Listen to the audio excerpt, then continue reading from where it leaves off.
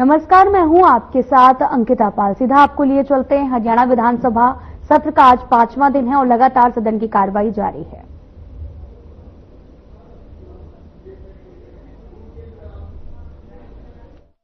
माता बाला सुंदरी जी का मंदिर भी है, तो श्रद्धालुओं के भी बहुत वहां पे आना जाना रहता है। बच्चों का यातायात बहुत होता है।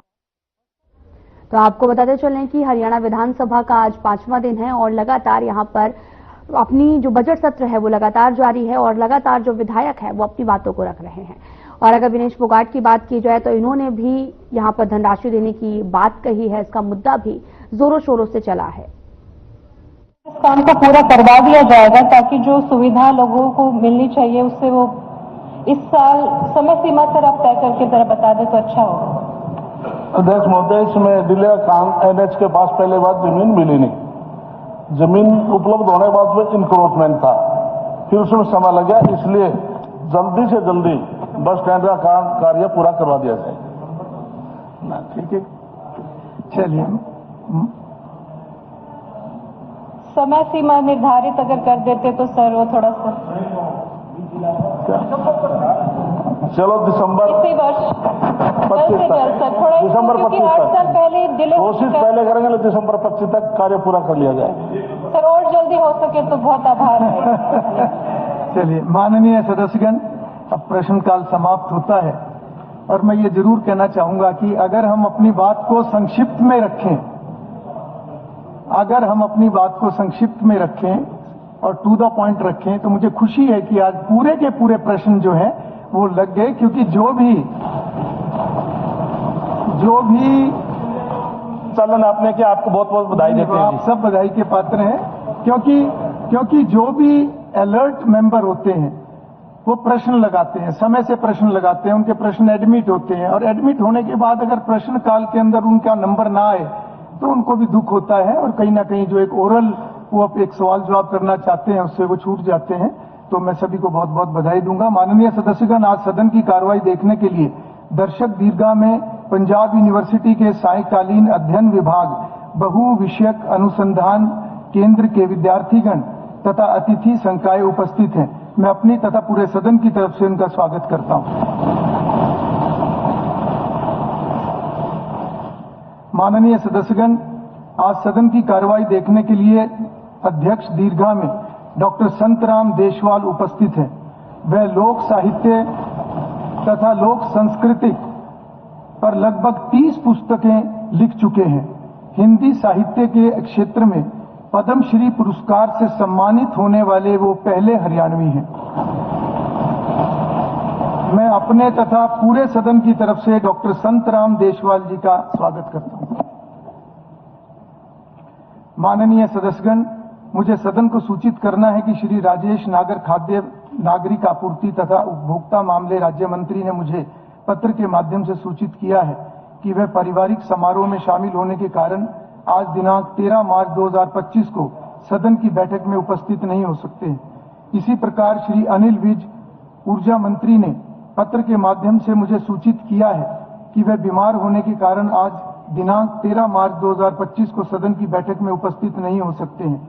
इसी प्रकार श्री घनश्याम सराफ विधायक ने पत्र के माध्यम से मुझे सूचित किया है कि वह निजी कार्यों के कारण आज दिनांक 13 मार्च 2025 को सदन की बैठक में उपस्थित नहीं हो सकते हैं। इसी प्रकार श्रीमती श्रुति चौधरी महिला एवं बाल विकास मंत्री ने पत्र के माध्यम से मुझे सूचित किया है कि उनकी माता अस्वस्थ होने के कारण मेदांता अस्पताल गुरुग्राम में भर्ती हैं, जिस कारण से वे आज दिनांक 13 मार्च 2025 को सदन की बैठक में उपस्थित नहीं हो सकती हैं। इसी प्रकार श्री कुलदीप वत्स विधायक ने पत्र के माध्यम से मुझे सूचित किया है कि स्वास्थ्य समस्याओं के कारण आज दिनांक 13 मार्च 2025 को सदन की बैठक में उपस्थित नहीं हो सकते हैं।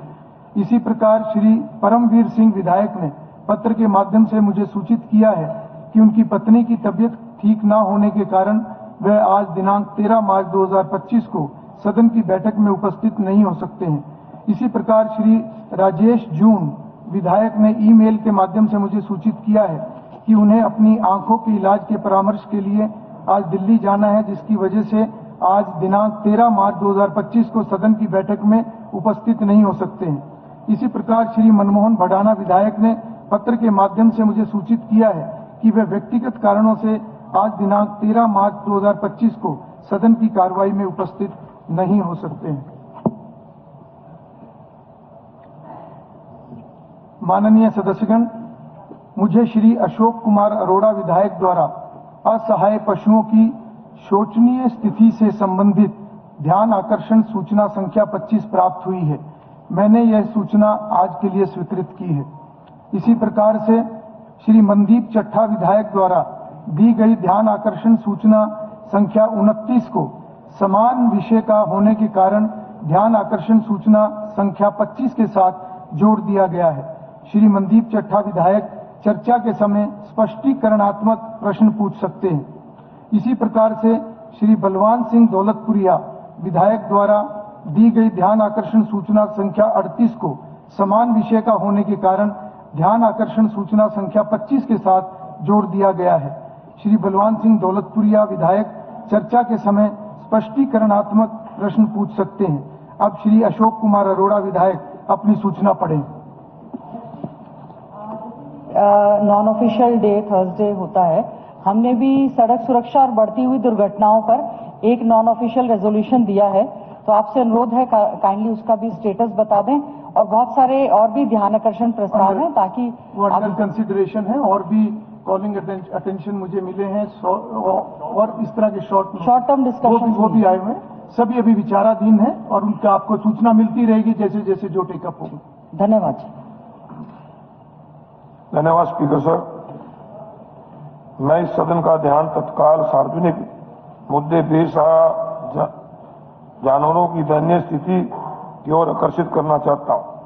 राज्य में बेसहारा जानवरों की बढ़ती संख्या के कारण भोजन, चारे और चिकित्सा देखभाल की कमी के कारण गंभीर पीड़ा हो रही है। कई बेसहारा जानवर प्लास्टिक कचरा, कूड़ा कचरा खाकर मर रहे हैं।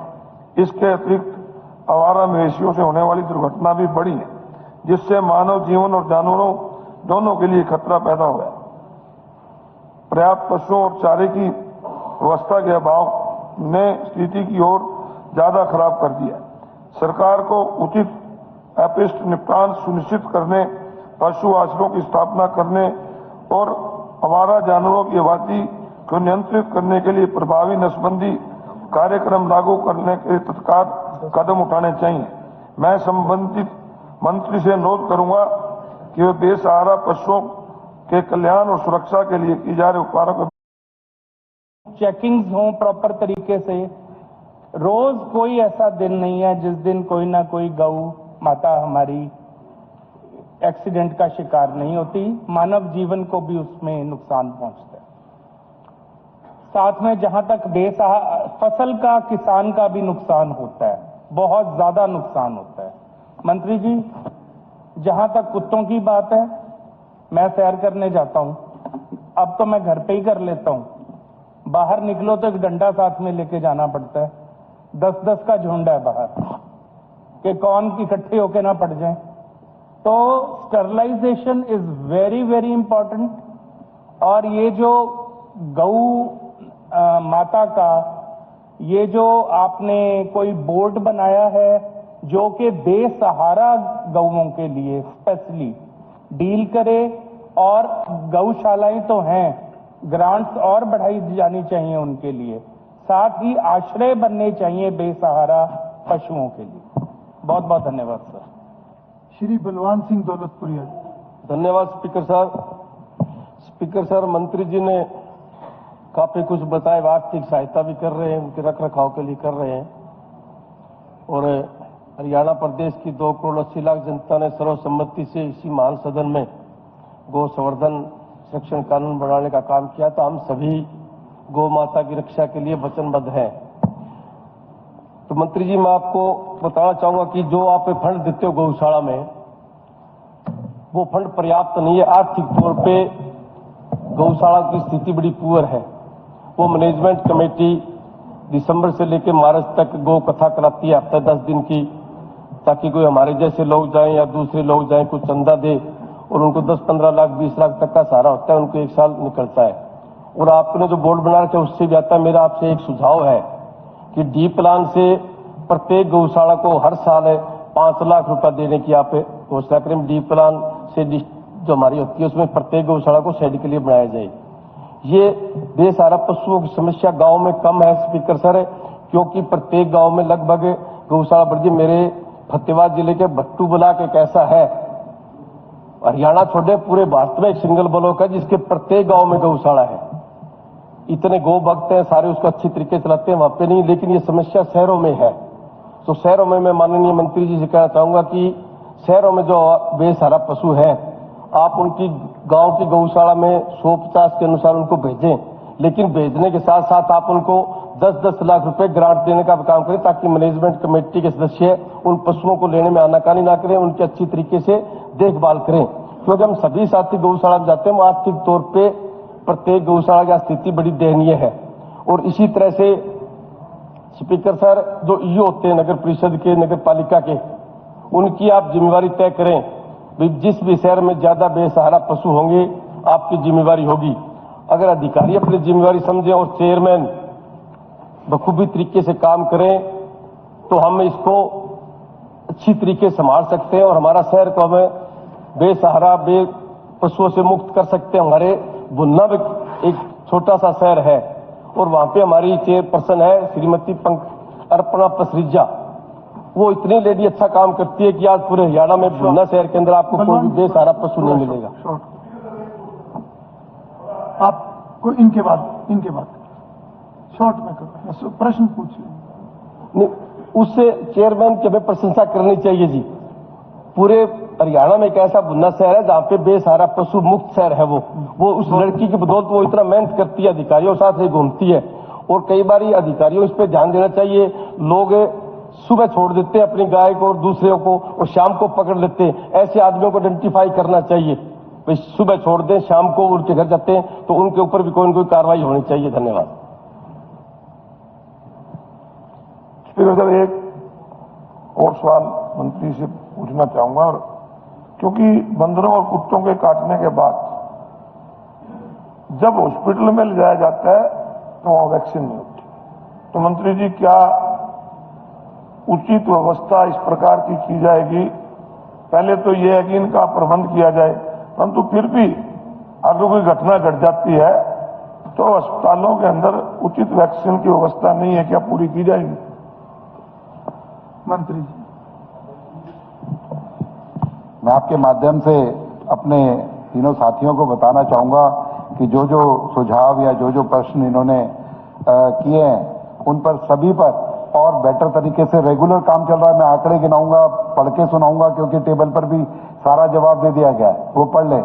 लेकिन अगर सदन का, क्योंकि आज समय कम है, तो इसलिए चाहेंगे तो मैं डिटेल भी बता दूंगा। लेकिन आपने जो कहा है कि आवारा कुत्तों की जो बात की है, उनको स्टरलाइज करने के काम को, रेगुलर डॉग्स को स्टरलाइज करने का काम मैंने ये 1.5 साल की अवधि बताई है। 30,000 कुत्तों को लगभग स्टरलाइज करने का काम किया गया है। इस गति को और बढ़ावा देने का काम करेंगे, इसको और बढ़ाएंगे, क्योंकि एक समस्या और बंदरों की समस्याओं को भी हमने लगभग 45,000 जो बंदरों को हमने वन के अंदर शिफ्ट करने का काम पिछले 1.5 साल के अंदर किया है। मैं आंकड़े, आपके पास पूरी डिटेल है पूरी की।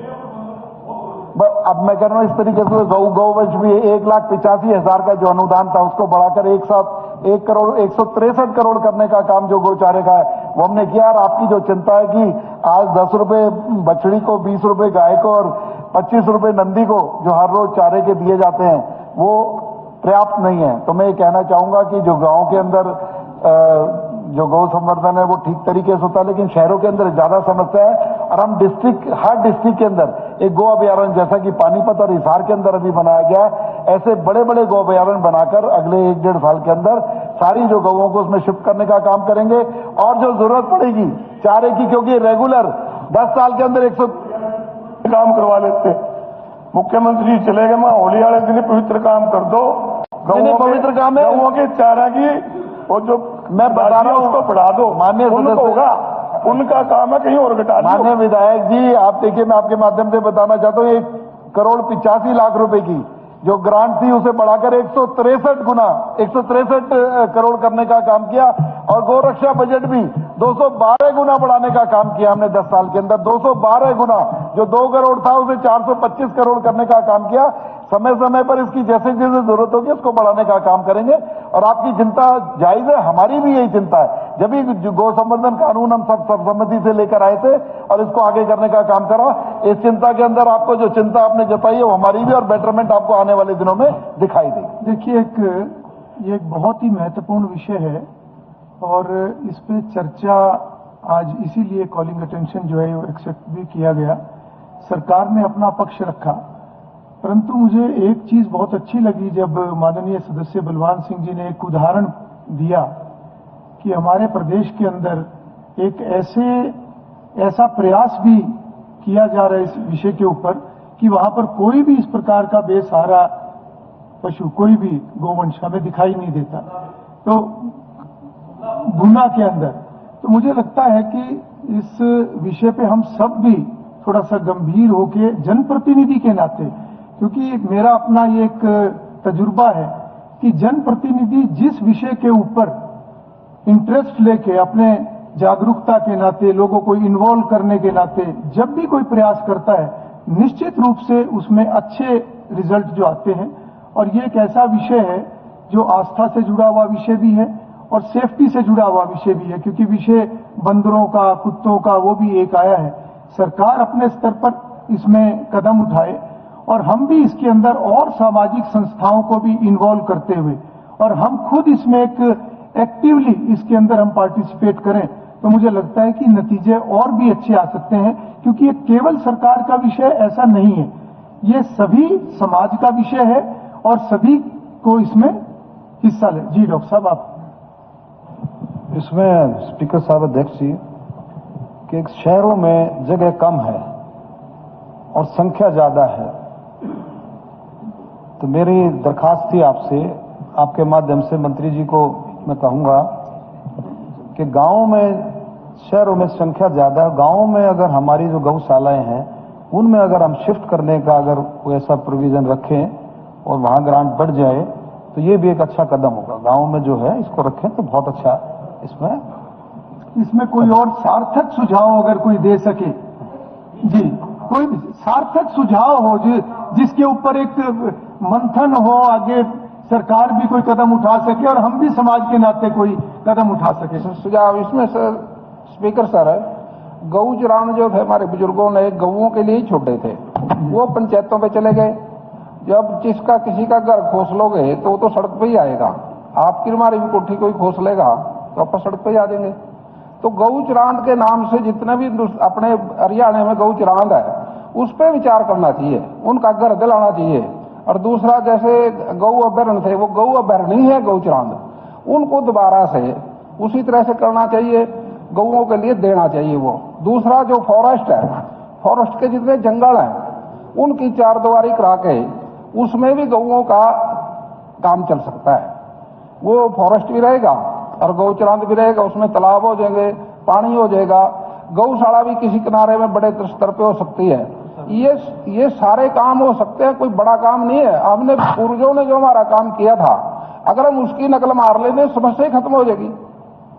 ठीक, 4-5 सदस्य आधे मिनट में अपना विषय। अध्यक्ष महोदय जी, माननीय डिप्टी स्पीकर साहब। अध्यक्ष महोदय, डिप्टी स्पीकर साहब तो कभी एक मेरा निवेदन ये भी है कि प्रत्येक शहर के अंदर गौशालाएं और उसका विषय यह है कि कैपेसिटी तो ज्यादा है लेकिन उन्होंने गौ कम रखी हुई। प्रत्येक गौशाला से उसकी कैपेसिटी मंगवा लें कि सर्दियों में तो विधानसभा सत्र की कार्रवाई लगातार जारी थी। फिलहाल इस बुलेटिन में इतना ही। नमस्कार।